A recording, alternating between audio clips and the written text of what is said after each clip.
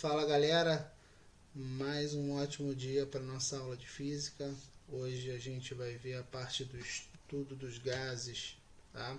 Especificamente a gente vai ver um modelo de gás chamado de gás ideal ou gás perfeito, que não é o nosso gás de cozinha. Características desse gás ideal, tá? Ele é um gás hipotético, né? Esse é um modelo de gás que a gente utiliza. Ele é formado, né, por partículas pontuais sem atração e repulsão entre elas, né? Com isso, as colisões entre as moléculas são perfeitamente elásticas, o que teoricamente, né, ocorre com conservação da quantidade de movimento e da energia cinética do sistema. Lembrar que o gás ideal ele não existe na natureza, ele é um modelo. As moléculas apresentam movimento desordenado e velocidades que dependem diretamente do valor da temperatura do gás. As moléculas de um gás ideal não apresentam volume próprio, tá?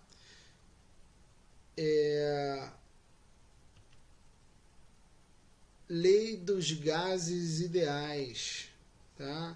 A lei dos gases ideais, também chamada equação de estado do gás ideal, enunciada pela primeira vez por Emile Clapeyron, né, em 1834, né, o que em muitos casos confere o título da equação de estado como equação de Clapeyron. Vamos lá. As variáveis de estado são temperatura, representada por tesão, né, unidade Kelvin no sistema internacional, pressão P em Pascal, volume V em metro cúbico e o número de mols N em mols. Proporcionalidade entre essas grandezas, né? Ainda não falei aqui qual é a equação de estado, né? Ainda não mostrei a equação de Clapeyron, vou te mostrar agora. A relação entre PV, T e N, né, a gente encontra a partir do gráfico PV por NT, onde a inclinação aqui desse gráfico, né, é um gráfico linear, uma função linear, né, eu tenho que a inclinação desse gráfico me dá essa constante de proporcionalidade chamada de R, que é a constante universal dos gases perfeitos. No sistema internacional, ela vale aproximadamente 8,31 Joule mol Kelvin, tá? Onde a partir desse gráfico a gente chega aqui, esse R é aproximadamente esse valor, né, 8,31, e a equação de estado, né, ela é representada dessa forma: PV igual a nRT ou PVT igual a nR.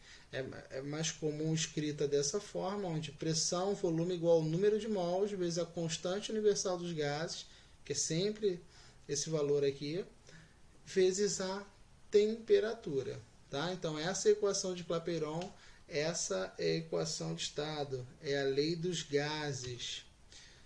A gente vai ver agora a lei geral dos gases, uma aplicação para quando um gás sofre uma transformação. A gente vai analisar num estado inicial e num estado final. Então vamos lá, consideramos dois estados distintos de uma mesma massa gasosa. Estado 1, ele tem pressão, volume e temperatura inicial, que eu estou chamando de 1, e no estado 2, pressão, volume e temperatura finais, que eu estou chamando de 2. Aplicando a equação de Clapeyron aos dois estados, eu fico que P1V1T1 igual a N vezes R, P2V2T2 igual a N vezes R também. Então, se isso é igual a N vezes R e isso igual também a N vezes R, eu posso dizer que P1V1T1 igual a P2V2T2. Essa é a lei geral dos gases perfeitos. Ela relaciona dois estados quaisquer de uma dada massa de um gás. Tá? A partir dessa equação, eu até normalmente quando vou dar aula, eu troco um pouquinho essa ordem, normalmente se fala de transformação gasosa primeiro, mas eu prefiro que você entenda a lei geral dos gases e a partir dela você trabalhe nas transformações. Então, né? Disse que um gás está em condições normais de pressão e temperatura, nas CNTPs, ou temperatura e pressão normais, TPN, quando esse gás se encontra sob pressão de 1 atm e a temperatura de 0 graus Celsius, ou a 273 Kelvin, e a pressão de 1 atm é aproximadamente 10 a quinta Newton metro quadrado. Newton metro quadrado é o mesmo que Pascal, tá? Apesar dessas aqui serem unidades do sistema internacional, mas a de pressão é Pascal, tá? Então, se numa questão te informa que o gás está em condições normais de pressão e temperatura, é para você considerar esses valores. Número de Avogadro e o conceito de mol, tá? Na química, na física, o termo mol é definido como a quantidade de matéria que contém um número invariável de partículas, átomos, moléculas, elétrons ou íons. E esse número invariável de partículas é a constante de Avogadro, ou o número de Avogadro, como comumente a gente conhece. É uma das mais importantes constantes da física e da química, tá? O valor é 6,02 vezes 10 elevado a 23, tá? É um valor numérico, mas está relacionado com o número de moléculas. Por exemplo, um mol de um gás é um conjunto de 6,02 vezes 10 a 23 moléculas, né? Um mol de oxigênio possui essa quantidade de moléculas, assim como o mol de hidrogênio também possui o mesmo número de moléculas, tá? Só uma atenção que número de mols não é igual a massa. Eu só estou falando que, por exemplo, aqui um mol de oxigênio e um mol de hidrogênio possuem a mesma quantidade de moléculas. Não estou dizendo que eles têm a mesma massa, até porque os gases têm também densidades diferentes. Relação entre a massa e o número de mols, né? A gente consegue mostrar isso com uma regra de 3 bem simples, né? Um mol, né, referente à massa de um mol, n mols, né, onde mols é o plural de mol, para uma massa específica. Aí eu tenho que o número de mols representado por n é igual a massa sobre a massa de um mol. Então, o número de mols pode ser representado por m minúsculo sobre m maiúsculo, onde esse m maiúsculo é a própria massa molar do gás, tá? O número de mols n contido em certa massa da substância pode ser obtido por essa regra de 3, como eu te falei, tá?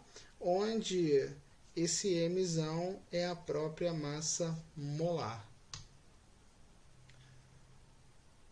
A massa de um mol de moléculas em grama, isso é a massa de 6,02 vezes 10 a 23 moléculas de substância, denominada massa molar da substância, e é representada por m, como eu já havia dito. Então vamos para as transformações gasosas, tá? A primeira delas vou considerar uma transformação isobárica. Aqui eu vou te dar uma dica. Iso, né, quer dizer igual. Bárica vem de baros lá do grego, né? Você pode associar, por exemplo, ao barômetro, que é o aparelho que verifica a pressão. Então, iso, baros igual pressão, uma transformação que ocorre a pressão constante, tá? Em 1787, o físico francês Jacques Alexandre César Charles, analisando o coeficiente de dilatação volumétrico dos gases, tá? Ele conseguiu perceber que uma transformação isobárica ela ocorre a pressão constante.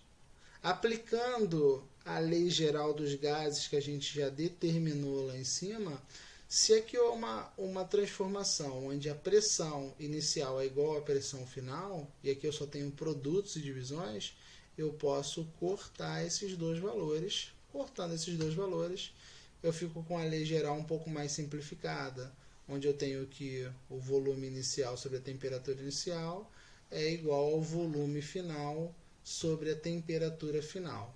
Então, sobre pressão constante, o volume e a temperatura absoluta de um gás ideal são diretamente proporcionais. Isso quer dizer que se a temperatura aumenta, o volume aumenta. Se a temperatura diminui, o volume também diminui.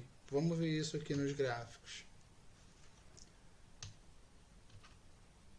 Então, vamos pegar o gráfico V por T. É uma função linear, né? Isso aqui mostra o que eu acabei de falar. Se a temperatura ela aumenta, o volume aumenta com o aumento da temperatura. E se a temperatura diminui, o volume também diminui. Só te mostrar aqui também como é que seria em Celsius. Continuo com o mesmo gráfico linear. E se eu pegar para essa transformação isobárica a pressão em relação ao volume e a pressão em relação à temperatura, ela permanece constante, né? O volume aumenta, a pressão permanece o mesmo valor. A temperatura aumenta e a pressão permanece constante. Transformação isocórica. Lei de Gay-Lussac, né? Em 1802, Gay-Lussac publica os resultados de sua experiência baseadas nas que Jacques Charles fez em 1787. Né? Então, o gás que vai de um estado inicial para um estado final, mantendo seu volume e a sua quantidade de matéria, né? Aqui para todas as transformações a gente está considerando o número de mols constante, altera apenas a pressão e a temperatura. E vale prestar atenção no seguinte, né? Numa transformação, quando uma das variáveis de estado permanece constante, necessariamente as outras duas têm que estar variando. Podem variar as três, tá? Mas não tem como ficar mais de uma variável de estado constante.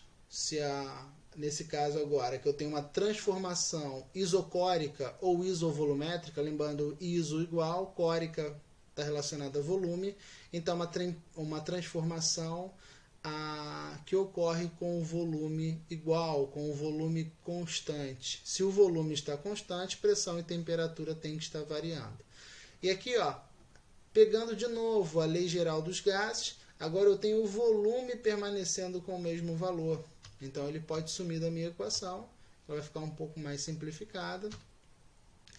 A volume constante, a pressão e a temperatura absoluta de um gás ideal são diretamente proporcionais. De novo, mesmo da transformação isobárica.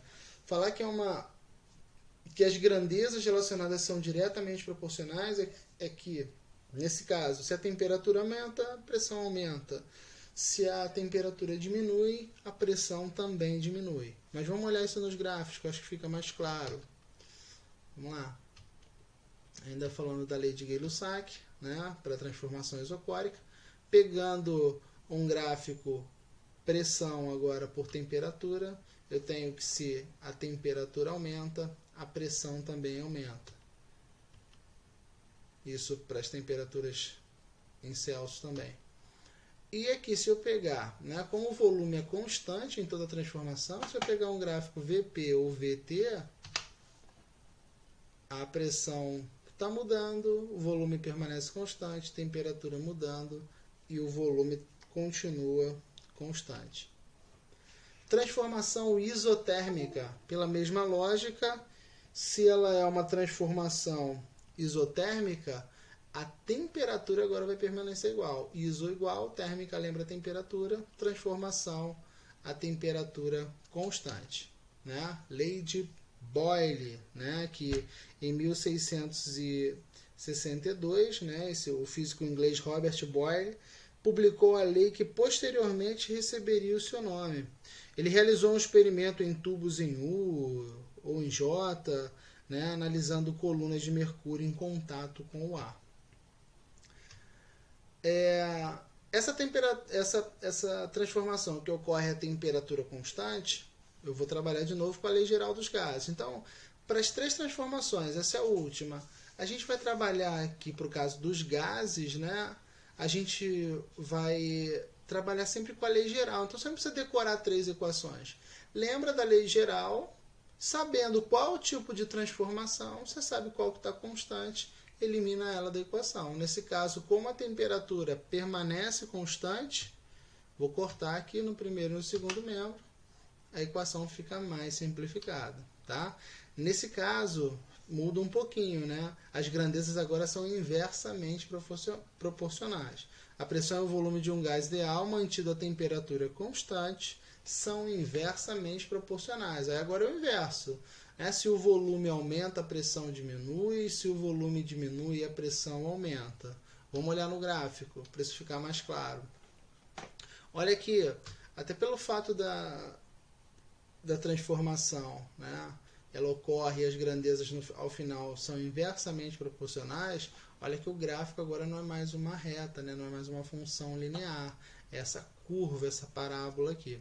Essas curvas são chamadas de isoterma, onde qualquer ponto, imagina esse ponto aqui onde está o meu laser, nessa isoterma, que eu estou dizendo que a temperatura é T, ela é constante, porque é uma transformação isotérmica. Em qualquer ponto aqui, nesse ponto aqui, para a pressão P1 e o volume V1, a temperatura é T. Nesse outro ponto aqui, para a pressão 2 e volume 2, a temperatura permanece a mesma. Agora aqui, eu tenho duas isotermas. Se mudou a isoterma, a temperatura é diferente. A temperatura só é igual em pontos da mesma isoterma. E ainda, a isoterma mais afastada aqui da origem é a que possui maior temperatura. Então, se essa isoterma verdinha aqui, eu estou dizendo que a temperatura é T', como ela está mais afastada do que a vermelha, isso representa que a temperatura dessa isoterma é maior do que essa aqui de baixo.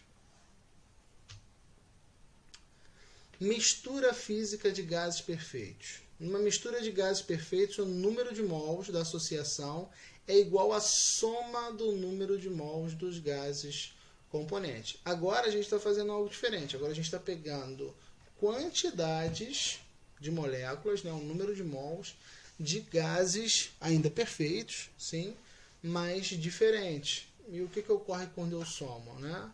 Então a gente tem que o número de mols da mistura é a soma do número de mols, né? Eu acho que isso não é muito problema de entender. Se eu tenho um recipiente com uma quantidade de gás e eu coloco dentro desse recipiente uma massa de um outro gás, eu vou ter uma mistura de dois gases, onde a massa, o número de moléculas, o número de mols, vai ser a soma dos números de mols de cada um dos gases, né? Vou utilizar aqui a equação de Clapeyron para poder demonstrar como é que fica a equação final para a gente trabalhar. Aqui trabalhando com PV igual a nRT, vou colocar a equação de Clapeyron em função do número de mols.